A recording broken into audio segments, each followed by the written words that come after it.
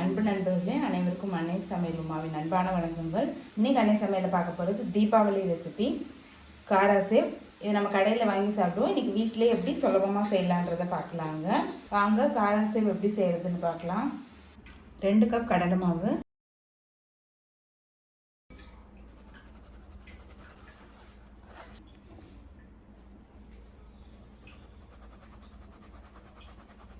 சளிச்சிட்டிங்கன்னா இந்த அடியில் இருக்கிறதுலாம் வராதுங்க. 1 கப் அரிசி மாவு. நான் கடையில் வாங்கின அரிசி மாவு கடலை மாவு தாங்க யூஸ் பண்ணியிருக்கேன்.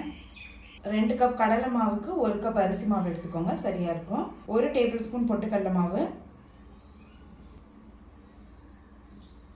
இதெல்லாத்தையும் நல்லா மிக்ஸ் பண்ணிக்கலாங்க. இந்த மாவு சரியாக மிக்ஸ் பண்ணலன்னா டெக்ஸ்சர் நமக்கு நல்லா வராது. 1 டீஸ்பூன் மிளகு இடித்து சேர்த்துக்கலாங்க.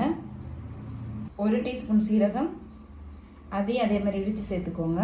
2 டீஸ்பூன் பூண்டு பேஸ்ட்டு,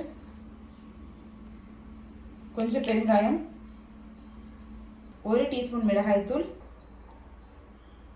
நீங்கள் விருப்பப்பட்டீங்கன்னா மிளகாயை அரைச்சி கூட போடலாங்க. தேவையான அளவு உப்பு. நல்லா மிக்ஸ் பண்ணிக்கோங்க.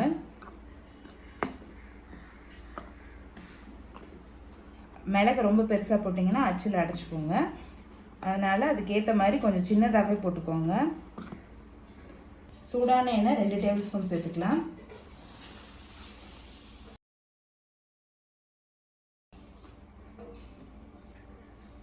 சூடான எண்ணெய் சேர்க்கறதுனால நல்ல மொறுமொறுப்பாக வருங்க. 1 கப் தண்ணி சேர்த்துக்கலாம்.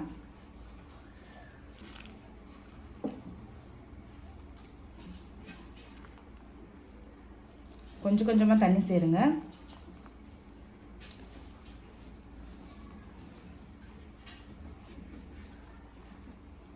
இன்னும் ஒரு 1/4 கப்.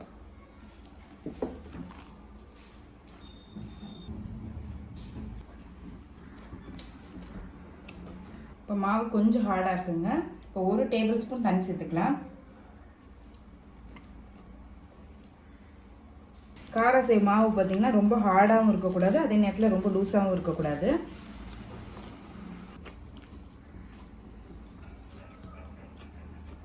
பாருங்கள், நல்லா அது மாதிரி தளர்வாகிடுச்சு. இப்போ அடுத்தது காரா சேவ் செய்ய ஆரம்பிச்சிடலாங்க. நான் இந்த அச்சு யூஸ் பண்ணுறேங்க.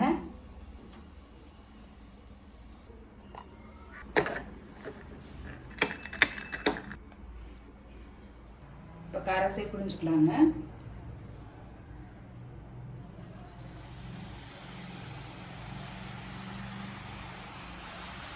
ஸ்டவ்வை ஸ்லோலேருந்து மீடியம் ஃப்ளேம் வரைக்கும் வச்சுக்கோங்க.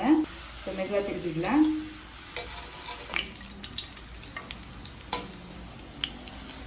இப்போ சத்தம் நல்லா அடங்கட்டுங்க. அதுக்கப்புறம் நம்ம எடுத்துடலாம்.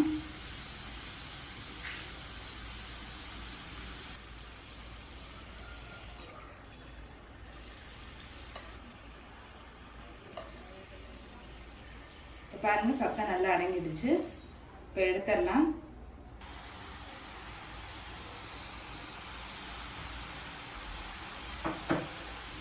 கடையில் பார்த்தீங்கன்னா பெரிய ஜார்னி வச்சு மேலே இப்படி தேய்ப்பாங்க மாவு வச்சு. நமக்கு அது கஷ்டமாக இருக்கும். அதனால் நம்ம இப்படி பண்ணுறோம். எப்படி இருந்தாலும் அதே டேஸ்ட்டு தாங்க இருக்கும். நம்ம எடுத்துட்டு நம்ம சின்ன சின்னதாக உடச்சி கூட யூஸ் பண்ணிக்கலாம். இப்போ காரா சேவ் ரெடி ஆகிடுச்சுங்க.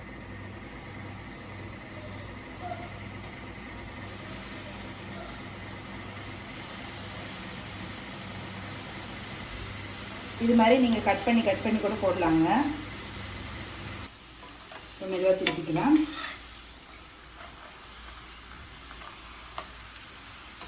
இப்போ பாருங்கள், சத்தம் நல்லா அடங்கிடுச்சு. நம்ம எடுத்துடலாம். நீங்கள் விருப்பப்பட்டு அப்படியே சாப்பிட்டுக்கலாங்க, இல்லைன்னா உடச்சிக்கலாம். உங்களுக்கு விருப்பமான சைஸில் உடச்சிக்கோங்க. பாருங்கள், நல்லா கிறிஸ்பியாக வந்திருக்கு. சத்தம் நல்லா கேட்குது.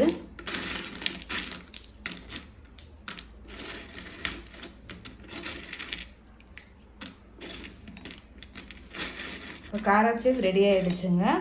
சர்வ் பண்ணிடலாம். அரை மணி நேரம் ஆறின பிறகு ஏர்டைட் கண்டெய்னர் போட்டு வச்சுட்டிங்கன்னா போதுங்க.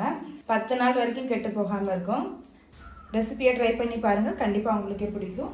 ரெசிபி பிடிச்சிருந்ததுன்னா வீடியோவை லைக் பண்ணுங்கள், கமெண்ட் பண்ணுங்கள், ஷேர் பண்ணுங்கள். இது வரைக்கும் அன்னை சமையல் சேனலை சப்ஸ்கிரைப் பண்ணுறோன்னா சப்ஸ்கிரைப் பண்ணுங்கள். தேங்க்யூ.